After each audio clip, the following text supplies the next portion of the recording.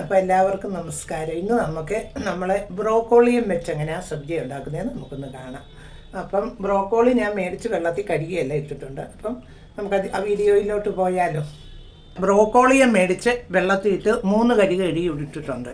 പിന്നെ നമുക്ക് അതിന് വേണ്ടിയത് ഇഞ്ചി, വെളുത്തുള്ളി, തക്കാളിക്ക, പിന്നെ ഇതെല്ലാം കൂടെ ഇവിടെ വെച്ചിട്ടുണ്ട്. പിന്നെ നമ്മളിന്ന് 2 കൂട്ടാനാണ് വെക്കുന്നത്. പച്ച മട്ടർ നമ്മളെ കടയിൽ നിന്ന് മേടിച്ച് പൊളിച്ച് അത് ഇങ്ങനെ 4 സിറ്റി അടിച്ച് ഇവിടെ വെച്ചിട്ടുണ്ട്.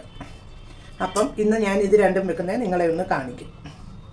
ആദ്യം നമ്മളൊരു ചീനിച്ചട്ടി വെച്ചിട്ട് അതിനകത്ത് എണ്ണ ഒഴിച്ച് വെച്ചിട്ടുണ്ട്. ആ എണ്ണയൊന്ന് ചൂടായിട്ടുണ്ട്. അപ്പോൾ അതിനകത്തോട്ട് നമുക്ക് ഇച്ചിരി ജീരകം ഇടാം. ആ ജീരകം ഒന്ന് പൊട്ടുമ്പോഴത്തേക്കും നമുക്ക് ഇതിൽ നിന്ന് കുറച്ച് ഇഞ്ചിയും വെളുത്തുള്ളിയും കൂടി, പിന്നെ നമ്മുടെ ഉള്ളി എടുത്തിടാം.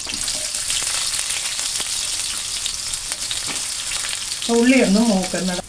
അപ്പം നമുക്ക് വേണ്ടിയത് ഒരു സ്പൂണ് മല്ലിപ്പൊടി, ഒരു ചെറിയ സ്പൂണിന് 1 സ്പൂണ് കുരുമുളക് പൊടി, 1 സ്പൂണ് മുളക് പൊടി, ഒരു ശകലം ഗരം മസാല, 1/2 ടീസ്പൂണ് മഞ്ഞൾപ്പൊടി. ഇത് ഇത്രയും കൂടെ നമുക്ക് ഇതിനകത്തോട്ട് ഇടാം.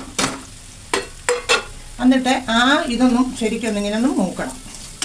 ആ പച്ചച്ചവ മാറുന്നിടം വരെ നമുക്കിതൊന്ന് ശരിക്കൊന്ന് മൂപ്പിച്ചിട്ട് നമ്മൾ തക്കാളിക്ക ഇവിടെ അരിഞ്ഞ് വെച്ചിട്ടുണ്ടായിരുന്നല്ലോ, ഒരു തക്കാളിക്ക അത് കൊടുത്ത് നമുക്ക് ഇതിനകത്തോട്ട് ഇടാം. അപ്പം നമ്മൾ ബ്രോക്കോളിയും ഇങ്ങനെ കഴുകി ഇതിനകത്ത് തന്നെ 5 കഴുകി വെള്ളത്തിൽ ഇട്ടേക്കുവാണ് നമ്മൾ. അപ്പം നമ്മളിതിന് വെള്ളം ഒന്നും ചേർക്കത്തില്ല.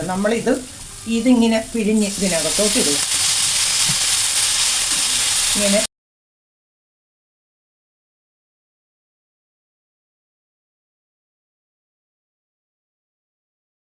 അപ്പം നമ്മുടെ മട്ടർ വെക്കാൻ നമ്മൾ ആദ്യം ഒരു ശകല എണ്ണ ഈ ചീനിച്ചട്ടിയിലോട്ട് ഒഴിച്ചു. ഇച്ചിരി ഏറെ എണ്ണ ഒഴിക്കണം. ശകല എണ്ണ ഒഴിച്ചു. നമ്മൾ ഇതിനകത്തോട്ട് ഇച്ചിരി ജീരകം ഇടുക. ആ ജീരകം ഇട്ട് പൊട്ടിയിട്ട് നമ്മൾ ഇച്ചിരി ഇഞ്ചിയും വിളിച്ചു. അതിനകത്തോട്ട് തന്നെ നമ്മൾ ഇതിനുള്ളിൽ ചേർക്കത്തില്ല, തക്കാളിക്കായി ഇടുക.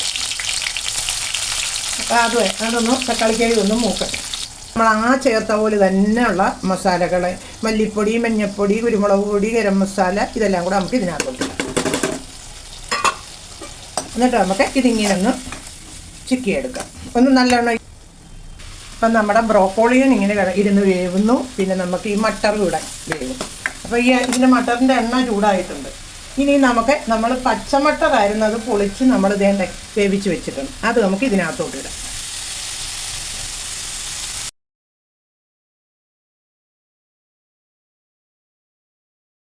മട്ടർ മസാല അതും എല്ലാം റെഡി ആയിട്ടുണ്ട്. അപ്പം ഇന്ന് നമ്മൾ ഈ 2 കൂട്ടാനാണ് ഉണ്ടാക്കിയത്. മട്ടർ മസാലയും അതുപോലെ തന്നെ ബ്രോക്കോളിയുടെ സബ് ലൈക്കും കമൻറ്റും ഒക്കെ.